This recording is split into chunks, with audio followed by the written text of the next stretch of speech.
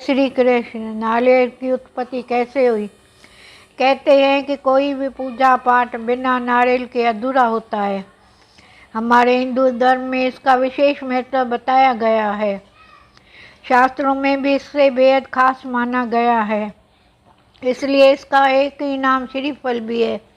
लेकिन क्या आपको पता है कि ये कहाँ से आया और धार्मिक कामों में इसका क्यों इतना महत्व दिया गया है?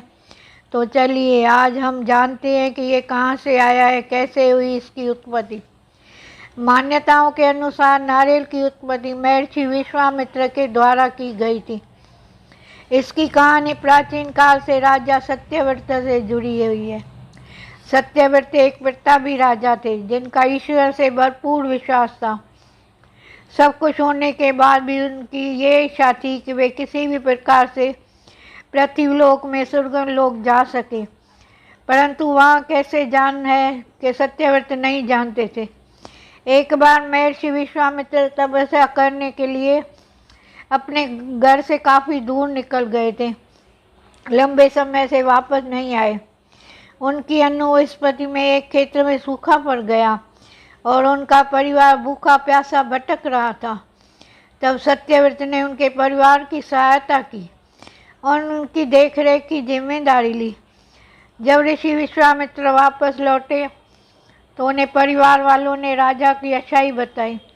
वे राजा से मिल गए, उनके दरबार पहुँचे, उनका धन्यवाद किया। शुक्रिया के रूप में राजा ने ऋषि विश्वामित्र द्वारा उन्हें एक वर देने के लिए निवेदन किया।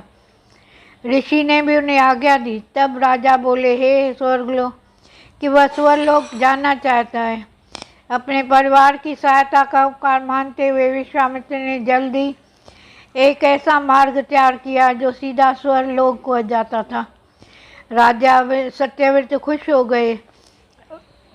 उस मार्ग पर चलते हुए जैसे ही वो स्वर्गलोक के पास पहुंचे ही थे कि स्वर्गलोक के देवता इंद्र ने उन्हें नीचे की ओर धकेल दिया।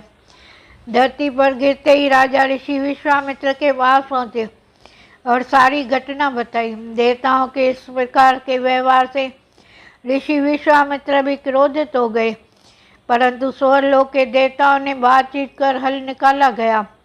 इसके मुताबिक राजा सत्यव्रत के लिए अलग में से एक स्वर्गलोक का निर्माण करने के आदेश दिया गया। नए स्वर्गलोक के नीचे एक खंभे का निर्माण किया गया।